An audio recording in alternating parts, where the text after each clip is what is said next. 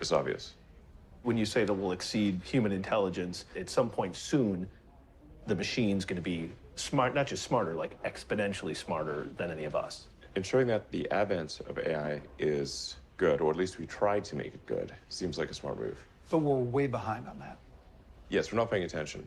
We worry more about what name somebody called someone else than whether AI will destroy humanity. That's insane. Before we get to like solutions, we're like children in a playground.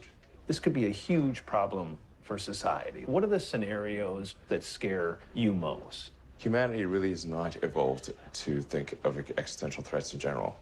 We're evolved to think about things that are very close to us, near term, to be upset with other humans, and not to really to think about things that could destroy humanity as a whole. But then in recent decades, just really in the last century, we had nuclear bombs, which could potentially destroy civilization, obviously. We have AI, which could destroy civilization. We have global warming, which could destroy civilization, or at least severely disrupt civilization. Excuse me, how could AI destroy civilization? You know, it would be something in the same way that humans destroyed the habitat of primates. I mean, it wouldn't necessarily be destroyed, but we might be relegated to a small corner of the world. When Homo sapiens became much smarter than other primates, it pushed all the other ones into small habitats. They're just in the way. Couldn't AI, even in this moment, just with the technology that we have before us, be used in some fairly destructive ways? You could make a swarm of assassin drones for very little money by just taking the Face ID chip that's used in cell phones and having a small explosive charge and a standard drone, and have them just do a grid sweep of the building until they find the person they're looking for, ram into them, and explode. You can do that right now. No new technology is needed. Right now. People just think this stuff is of sci-fi novels and movies, and it's so far away. But every time I hear you speak, it's like, well, no, this stuff is sitting, it's right here. Probably a bigger risk than being hunted down by a drone is that AI would be used to make incredibly effective propaganda. That would not seem like propaganda. So these are deep fakes. Yeah, influence the direction of society, influence elections. Artificial intelligence just hones the message, looks at the feedback, makes this message slightly better. Within milliseconds, it can adapt its message and shift and react to news. And there's so many social media accounts out there that are not people. Like, how do you know it's a person, not a person? One reason that regulators and others are a little bit in denial about this is the speed, the pace of change. What is the consequence of that speed of change? The way in which a regulation is put in place is slow and linear. Right. And we are facing an exponential threat. And if you have a linear response to an exponential threat, it's quite likely the exponential threat will win. That, in a nutshell, is the issue. You're a neuroscience company, and you're working to build basically an interface to the brain. Yeah. Electrode to neuron interface at a micro level. Okay, what is it? Like, I'm gonna have like a plug in my head that's gonna fit into a hard drive? Like, or how does that work? Yeah. A chip and a bunch of tiny wires. This would be implanted surgically. And it would do what? Could you input? Could you download Jim? Mm-hmm. Yes. What? The long-term aspiration for Neuralink would be to achieve a symbiosis with artificial intelligence, and to achieve a sort of democratization of intelligence, such that it is not monopolistically held in a purely digital form by governments and large corporations. Basically, an effort for man to merge with machine in a healthy way. Yes. To beat machines, you basically have to merge with machines. Most likely, yes.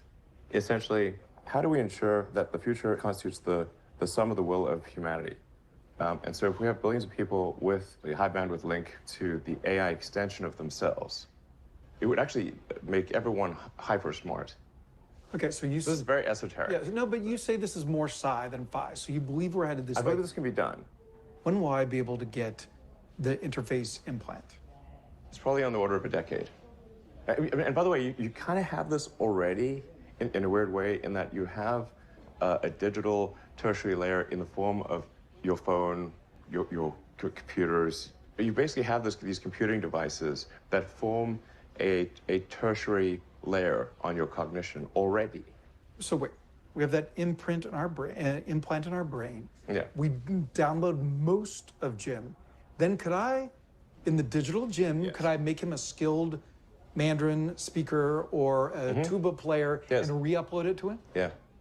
Along the way, Neuralink is going to help solve a lot of nerve problems. Like, so, in fact, we're just talking about, okay, what would it take to really solve for spinal cord injuries?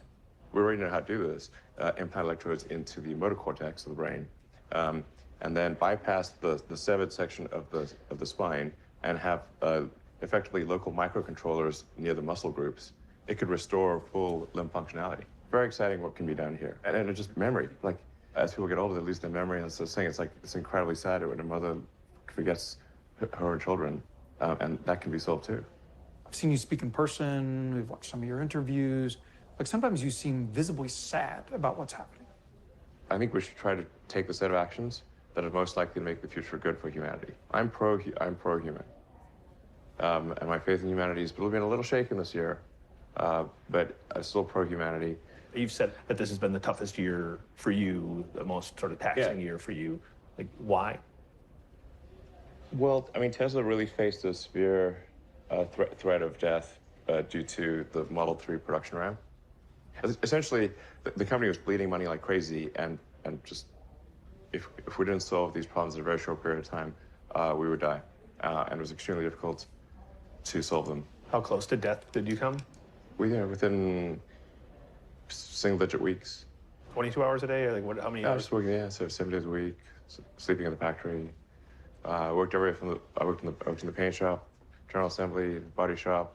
You ever worry about yourself imploding? Like it's just too much? Absolutely. No one should put this many hours into work. This is not good. And people should not work this hard. They should not do this. It's very painful. Painful in what sense? It hurts my brain and my heart. It hurts. This is not recommended for anyone. I just did it because if I didn't do it, then good chance Tesla would die. Do you believe in God? I believe there's some explanation for this universe, which you might call God. Elon Musk, thank you for an amazing conversation. Okay, thank you. Thank you, sir. Fascinating. Thank you. Thank you very much. Really appreciate it, sir.